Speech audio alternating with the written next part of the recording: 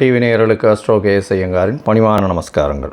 மாத பலன், பராபவ வருஷம் ஆனி மாத பலன்கள் 15/6/2026 16/7/2026 வரலும் உண்டான காலகட்டம் 32 நாட்கள்.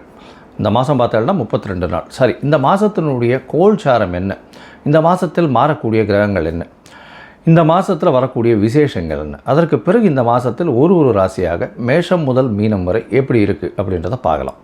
முதல்ல இந்த மாதத்தினுடைய கோல்சாரம் அப்படின்னு எடுத்தோம்னா, காலபுருஷ தத்துவத்தின் முதல் ராசியான மேஷ ராசியில் செவ்வாய் இருக்கார். மிதுனத்தில் புதன் ஆட்சி சூரியனோட சேர்ந்து, கடகத்தில் குரு உச்சம் சுக்கிரனோட சேர்ந்து, சிம்மத்தில் கேது, கும்பத்தில் ராகு, சனி மீனத்தில் இருக்கார். இந்த மாதத்தில் வரக்கூடிய மாற்றங்கள், செவ்வாய் மேஷத்திலிருந்து ரிஷபத்திற்கு 19/6/2026 அன்றைக்கி போடுறார். 5/7/2026 அன்றைக்கி சுக்கிரன் கடகத்திலிருந்து சிம்மத்துக்கு வர்றார். இது இந்த மாதத்தினுடைய மாறுதல்கள். சரி, இந்த மாதத்தில் என்னென்ன விசேஷம் அப்படின்னு பார்த்தோம்னா, 20/6/2026 அன்றைக்கி ஆனி மகம், 21/6/2026 அன்றைக்கி சிதம்பரம் நடராஜர் தேர் ஆனி திருமஞ்சனம்னு சொல்லக்கூடியது. 22ஆம் தேதி அன்றைக்கி கார்த்தால உத்திர நட்சத்திரம் வருது. திருமஞ்சன அலங்காரம் அன்றைக்கி 27/6/2026 அன்றைக்கி சனி பிரதோஷம். அது ரொம்பவுமே முக்கியம். வருஷத்தில் 1-2 தான் சனி பிரதோஷம் வரும், ரொம்பவும் முக்கியமானது. அந்த இடத்துல அன்றைக்கி போய் சாயந்தரம் ஒரு 5-6 மணிக்கு அந்த பிரதோஷ காலத்தில் தீபாராதனை வழிபடுறது மிகவும் விசேஷம். எல்லா விதமான தோஷங்களும் நீங்கக்கூடிய விஷயம். 28ஆம் தேதி பார்த்தேனால் இந்த வருஷம் ஜேஷ்டாபிஷேகம். ஜேஷ்டாபிஷேகம்னா ஆணிக்கேட்டை. ஆணிக்கேட்டையில் ரங்கநாதர் அந்த ஸ்ரீரங்கத்தில் மிகவும் விசேஷம், பழனியில் ரொம்பவும் விசேஷமாக இருக்கும். ஆணிக்கேட்டை ஜேஷ்டாபிஷேகம்னு சொல்கிறது. 29ஆம் தேதி ஆனி மூலம். அதாவது ஆனி மூலம் என்னென்னா பௌர்ணமி நாள், மிகவும் பிரசித்தி பெற்றது. ஆனி மூலத்தில் பார்த்தேனால் பௌர்ணமின்றதுனால பகலும் இரவும் நல்ல வெளிச்சத்தோடு இருக்கக்கூடிய நாள். 11/7/2026 பார்த்தேன்னா கூர்ம ஜெயந்தி. இந்த மாதத்தில் மேஷம் முதல் மீனம் வரை என்னென்ன மாற்றங்கள் வருது அப்படின்றத பார்க்கலாம். சிம்மம், மகம், பூரம், உத்திரம் இந்த 3 நட்சத்திரம் 9 பாதங்களை கொண்ட ராசி. ராசியின் அதிபதினு சொல்லக்கூடியவர் சூரியன். இந்த மாதம், அதாவது பராபவ வருஷம் ஆனி மாதம் 15/6/2026 16/7/2026 வரலாம் உண்டான 32 நாட்களில் உங்களுடைய ராசிநாதன் 11ஆம் இடத்துல இருக்கார். பெரிய விசேஷம். 11ஆம் அதிபதியும் ஆட்சி பெற்று போய் இருக்கக்கூடிய காலகட்டம். நினைத்தது எல்லாமே நடக்கக்கூடிய வாய்ப்புகள் நிச்சயமாக உண்டு. அரசாங்கத்தால் உங்களுக்கு நல்ல அனுகூலமான செய்திகள் வரக்கூடிய வாய்ப்புகள் இந்த காலகட்டத்தில் நிச்சயமாக இருக்கும்.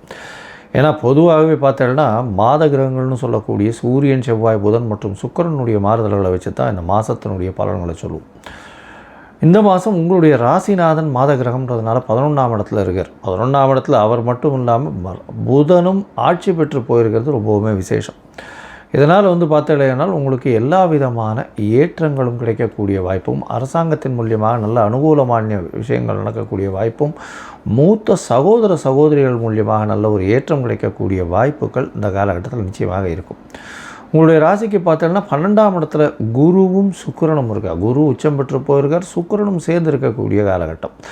உங்களுடைய ராசிக்கு 3-10 அதிபதினு சொல்லக்கூடியவர்.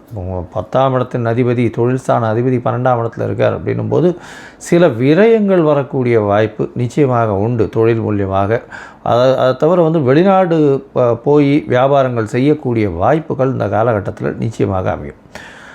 ராசிக்கு பார்த்தோம்னா 8ஆம் இடத்துல இருக்கக்கூடிய சனி பகவான் நிச்சயமாக பிரச்சனைகளை, தொந்தரவுகளை, உடல் நலத்தில் தொந்தரவுகளை, ஏன்னா ராசியிலேயே கேத்து பகவான் இருக்கிறதுனால உடல் நலத்தில் தொந்தரவுகளையும் கொடுக்கக்கூடிய வாய்ப்புகள் மிகவும் அதிகம். இதை தவிர பார்த்தேனால் ராசிக்கு 9ஆம் அதிபதி அப்படின்னு சொல்லக்கூடியவர், அதாவது 4-9 அதிபதி, திரிகோண ஒரு கேந்திர கோண அதிபதி, மிகப்பெரிய யோகர்னு சொல்லக்கூடிய செவ்வாய் 10ஆம் இடத்துல போய் இருக்கிறதுனால ரியல் எஸ்டேட், அதாவது பூமியினால் லாபம் வரக்கூடிய வாய்ப்புகள் மிகவும் அதிகம். ரியல் எஸ்டேட் பண்ணுறவங்க, அதை தவிர நிலம் வாங்கி நிலத்தை ஒரு பெருசாக இது பண்ணி பண்ணுறவங்க, நிலத்தினுடைய மதிப்பு எல்லாமே கோடிக்கணக்கில் போகும், அதிகமாக விலை போகக்கூடிய வாய்ப்புகள் இந்த காலகட்டத்தில் நிச்சயமாக அமையும். ராசிக்கு பார்த்தோம்னா 3ஆம் அதிபதியும் 12ஆம் இடத்துல இருக்கிறதுனால இளைய சகோதரத்தை விட்டு நகர்ந்து செல்லக்கூடிய வாய்ப்புகள் இந்த காலகட்டத்தில் அமைய போகிறது. இந்த 2ஆம் அதிபதி, அதாவது ராசிக்கு 2ஆம் அதிபதி சொல்லக்கூடியவர் 12ஆம் இடத்துல போயிருக்கு, 11ஆம் இடத்துல போயிருக்கார். 2ஆம் அதிபதியான புதன் 11ஆம் இடத்துல போயிருக்கிறதுனால குடும்பத்தில் நல்ல ஒரு சந்தோஷமான சூழ்நிலை இருக்கக்கூடிய வாய்ப்புகள். 3ஆம் அதிபதி 12ஆம் இடத்துல இருக்கிறதுனால கண்டிப்பாக இளைய சகோதரத்தை விட்டு கொஞ்சம் நகர்ந்து செல்லக்கூடிய வாய்ப்புகளும் இந்த காலகட்டத்தில் உண்டு. உங்களுடைய ராசிக்கு பார்த்தீங்கன்னா 2ஆம் அதிபதி குடும்பஸ்தானாதிபதி 11ஆம் இடத்துல இருக்கிறதுனால பண வரவுக்கு பஞ்சம் இருக்காது. ஏன்னா தனஸ்தான அதிபதி லாபஸ்தானத்தில் போய் இருக்கிறது ரொம்ப பெரிய விசேஷம். அதனால் எதை தொட்டீர்கள் என்றாலும் அதில் பணம் அதிகமாக வரக்கூடிய வாய்ப்புகள் நிச்சயமாக உண்டு. மொத்தத்தில் பார்க்கும்பொழுது இந்த சிம்ம ராசிக்காரர்களுக்கு ஏற்றமான காலம், நல்ல ஒரு காலத்தை நோக்கி சென்று கொண்டிருக்கிறார்கள். அவருடைய ராசிநாதன் 11ஆம் இடத்துல இருக்கிறதுனால எந்த காரியத்தை நினைத்தாலும் நிச்சயமாக வெற்றிகரமாக வரக்கூடிய வாய்ப்புகள் உண்டு.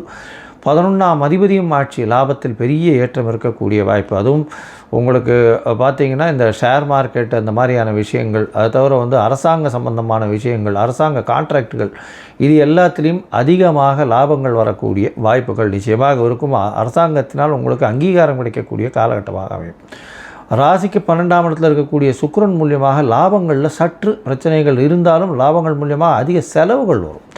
ஏன்னா உங்களுடைய ராசிக்கு 10ஆம் அதிபதி 12ஆம் இடத்துல இருக்கிறதுனால தொழிலுக்கு அதிகமாக இன்வெஸ்ட் பண்ண வேண்டி சற்று பின்னடைவு கொஞ்சம் இருக்கக்கூடிய வாய்ப்புகள் உண்டு. புதிய முயற்சிகளில் சற்று பின்னடைவு இருக்கக்கூடிய வாய்ப்புகள் இந்த காலகட்டத்தில் இருக்கும். படிக்கக்கூடிய மாணவர்களுக்கு நல்ல ஒரு ஏற்றம் இருக்கக்கூடிய வாய்ப்பு. அதாவது ரியல் எஸ்டேட் பண்ணுறவங்களுக்கு திடீர் பணவரவு, இந்த மாதிரியான விஷயங்கள் நிச்சயமாக நடக்கும். இந்த காலகட்டத்தில் சில நாட்கள் உங்களுடைய முயற்சிகளை தள்ளி வைக்கிறது நல்லதுன்னு சொல்கிறோம். அந்த சில நாட்கள் அப்படின்னு சொல்லக்கூடியது சந்திராஷ்டம நாட்கள். உங்களுடைய ராசிக்கு 8ஆம் இடத்துல சந்திர பகவான் சஞ்சரிக்கும் போது சந்திராஷ்டமம்னு சொல்கிறோம். இந்த சந்திராஷ்டம நாட்களில் நீங்கள் அதாவது சில விஷயங்களை தவிர்க்கிறது நல்லது. புதிய முயற்சிகள் வேண்டாம், வெளியூர் வெளிவாண்ட பிரயாணம் வேண்டாம். இது என்றைக்கு வருது அப்படின்னு பார்த்தீங்களேனால், அதாவது 6/7/2026 8/7/2026 வரலும் உண்டான நாட்கள். இந்த நாட்களில் புதிய முயற்சி வேண்டாம், வெளியூர் வெளிவாண்ட பிரயாணம் வேண்டாம்னு சொல்கிறோம். ஒருவேளை பண்ண வேண்டி இருந்ததே ஆனால் அருகில் இருக்கக்கூடிய இதில் பிள்ளையார் கோவிலில் உங்களால் முடிஞ்ச வஸ்திரங்கள் வாங்கி சமர்ப்பிங்க. அங்கே இருக்கிற கோவில் அர்ச்சகருக்கோ இல்லை கோவிலில் இருக்கிற பிள்ளையாருக்கோ வஸ்திரங்கள் வாங்கி கொடுத்துட்டு போங்க.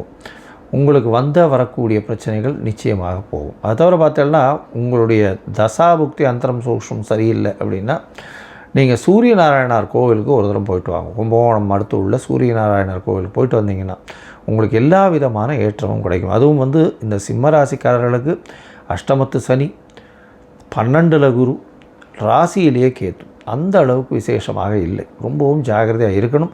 இருந்தாலும் எல்லாவற்றையும் எதிர்கொள்ள உங்களுடைய ராசிநாதன் 11ஆம் இடத்தில் 11ஆம் அதிபதியோடு சேர்ந்திருக்கிறதுனால உங்களுக்கு நிச்சயமாக எல்லா விதமான ஏற்றங்களும் சேரும். பொறுமையாக கையாள்வது மிகவும் நல்லது. கடவுள் அருள் டிவியை பார்த்தமைக்க நன்றிகள். மேலும் இது போன்ற தகவல்களை தெரிந்து கொள்ள கடவுள் அருள் டிவியை சப்ஸ்கிரைப் செய்யுங்கள். மறக்காமல் பெல் ஐக்கானை கிளிக் செய்யுங்கள்.